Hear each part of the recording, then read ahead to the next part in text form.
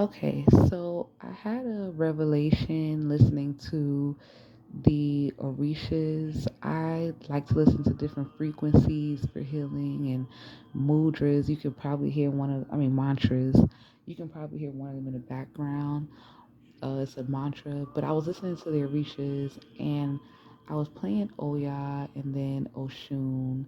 And first, let me shout out to all the E5 personnel, all the EFI members, respect to you and what you do, and gratitude to the ones that post the songs by Ella Andel, I believe, on their YouTube channels. I know Nathaniel Lewis is one of them that I watch, and I'm not sure. I think it's the Ministries of Music, BSC is another one that I watch. And these, long story short, gratitude for posting it and allowing some of our melanites to connect with energies that are associated with some of our ancestors. But I was listening to it, and also I want to quickly say that listening to it has, there's one story about a goon, two stories, but I'll get to that maybe in another video. But this is really focused on a lesson I learned with Ishu, listening to the energy. And a lot of times we trick ourselves out of our own position. And when I was listening to Ishu, I kept letting my fear of the fact that when you look him up, you think trickster, trickster. They always talk about trickster God. But then I started digging deep, and it's like he has a childlike energy and, just different things. And I realized that one, we trick ourselves out of a lot of things. And then we try to blame energies like Ishu or the devil for tricking us. And in reality, that's not necessarily the case. So there's a couple of phrases that come up when you think of Ishu if you do brief research. Remember, I'm not Ifa, so anybody that's Ifa that wants to clarify and break it down further, hey, go ahead. But this is not really about Ish, it is about Ishu, but it's the energy involved with it. And what I'm called to really focus on is when you look at this energy, you don't look at it as you're being tricked, right? You're looking at this energy as you're being guided to, first of all, be in a childlike energy, and remember to have fun and to be in that childlike energy, because then that helps you with to stop tricking yourself. And why do you say that? Well, a child, before it's exposed too much to society, really trusts themselves, right? They, yes, of course, you need mommy for different things, but they trust their creativity. A piece of paper is whatever they want that piece of paper to be. And they will play with that piece of paper as what they want it to be for days, months, and weeks if they can. They trust their intuition. They'll go jumping across bed to bed, and you're just looking at them like, what in the world? But that's just a child. They trust themselves, right? It's adults that trick them out their position as far as their creativity. But a child really trusts themselves and really pay attention to a child outside of certain things that I shouldn't have to go over. And when you're in that childlike energy, you remember that you don't trick yourself out of position. You remember to be a child, right?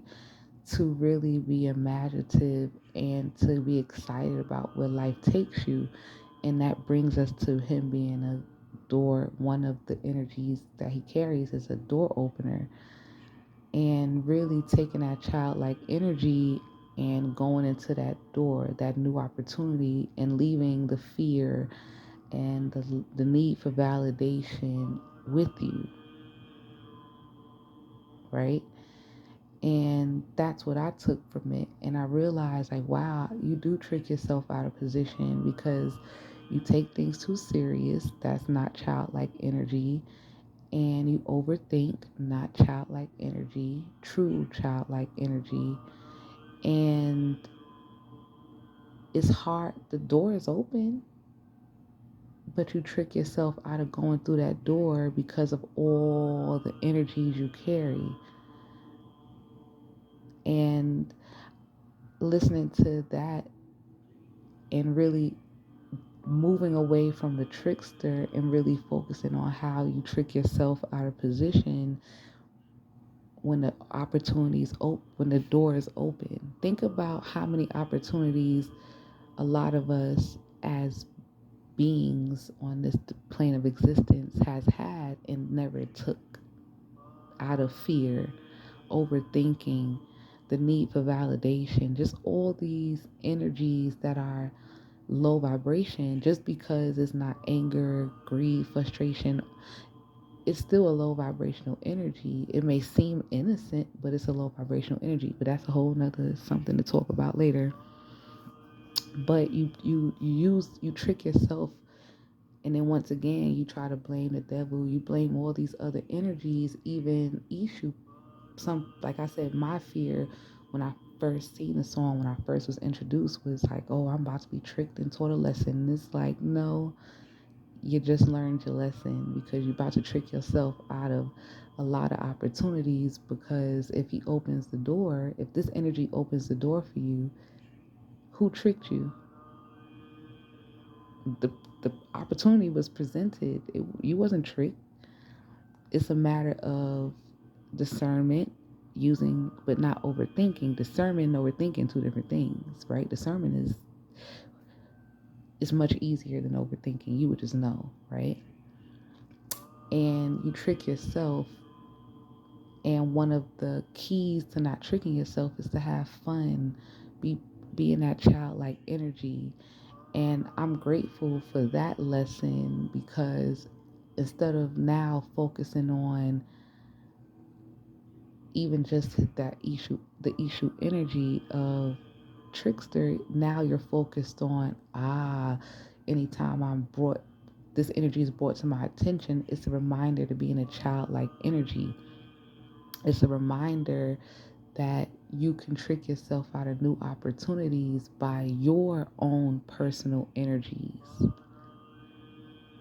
Period. And once again, I am not Ifa, but that is my understanding. That's my perceived energy. Well, that's the energy I took from it. And I'm grateful, because it really brings us back to how society can change your perspective of things, right? And even in spirituality, and I'm gonna kind of go off just a little bit and start talking about how we can be tricked.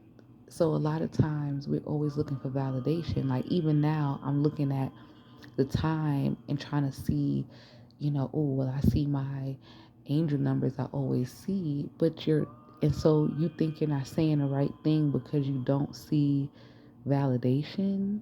How are you going to move on out of energy of your angels or your spirit team always validating you, when you need to trust yourself? They don't need to always show you angel numbers and different signs for you to know that you're right, or for you to know you're saying the truth. Because guess what? Your growth is going to stop. They might still be around to give you angel numbers, but for you to get into that true divinity, you have to start trusting yourself and stop looking for signs of validation, right? When you're looking for abundance, yes, when you're still growing and spirit wants you to validate that you're in the right energy, you're going to see 888 or 88 or 808, 858, whatever it is. But at what point in your divinity are you going to realize that I'm in this energy and I know I'm getting it?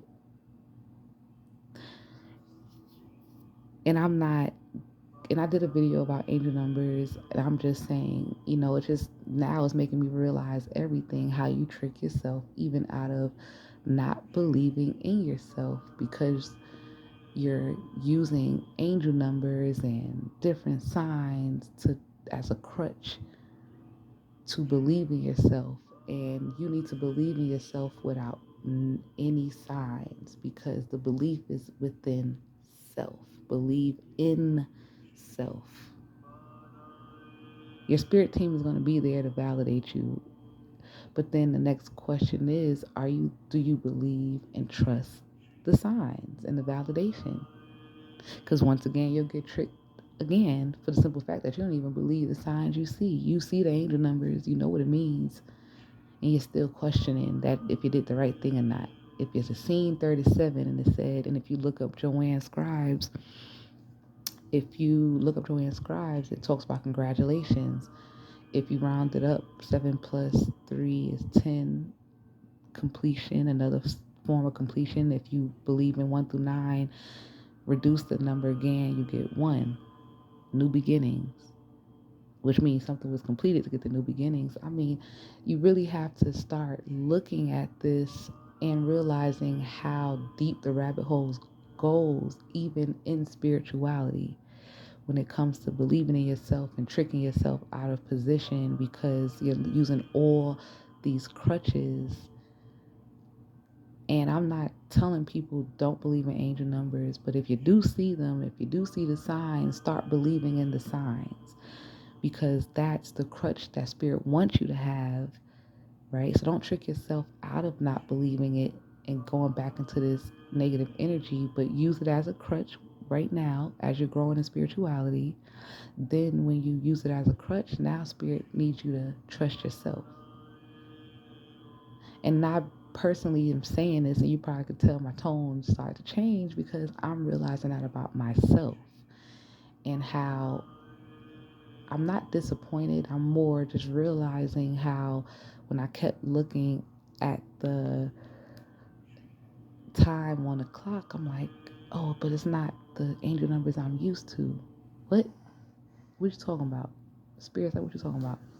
How do you step into your divinity when you're looking for us to validate you? But then on the back end, when we do give you the signs, you still questioning it. Oh, maybe I'm tripping. Maybe it's a coincidence. Okay. Once again, another trick. So it just ties back in. I hope I didn't lose y'all. I just wanted to, I felt like it was on my spirit to go ahead and make a video about that. And gratitude once again to the Orishas and those energies and teaching us those lessons. So don't trick yourself out of your position, whatever that means for you. So ashe, and have a good day or night.